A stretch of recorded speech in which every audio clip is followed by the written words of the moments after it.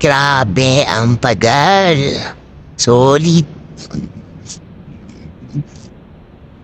Sa 120 floor yata yung pagbababaan yun.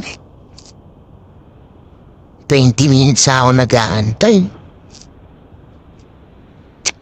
Busy pa, ang cute. Ay, sa lang 91 pesos.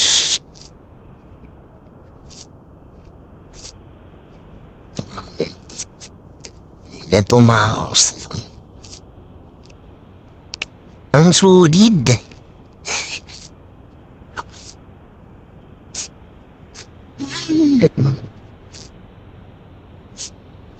Ang Salcedo Place. Mga rider natin dyan. Already awit. Awit. Ay, nako. Maling pick up. Tapos, antay tayo na mga almost 30 minutes. Yung pala, maling pick up ang kanyang nilagay. Gago! Napakasulid. Napakasulid. Diba? Napakasolid nung mga ganun. Pero all goods naman din. Binayaran naman ni customer. Dito yun. $2.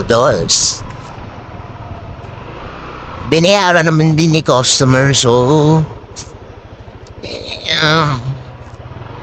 kinumplit na rin natin. Binayaran ni customer, pero kinumplit natin syempre. Di ba natin pwede pa cancelan kasi nagbayad siya. So, buti na lang. May mga ganung customer, no? Talagang may pakailam. No? Di katulad nung iba kasi walang pakailam eh. Kaya medyo bad trip din. Huwag kayo iiyak. Iba walang pakailam sa ganong sistema. Titignan ka na lang. Kamatay ka sa sa kaintay. Pero guys, kay madami, binayaran tayo, binigyan ng fare, so minumplit natin. Okay? Hanap pa tayo ng potential customers, maaga pa naman, 2:48. Yun lang mga kabiyahe, no? So, gano'n mga kabiyahe, no? Pagka medyo ganun talaga, dapat i-reach out natin kay customer ba kasi antayin natin ang antayin, mali pala or iba pala yung naghintay pala tayo sa wala, no? Buti na lang may puso't damdamin si customer na binayaran yung ating pera. So, wow naman! Wow! Wow! okay, complete natin. Natin pinaka-cancel. Mga kabahay, bago singitry itong Bet Manila.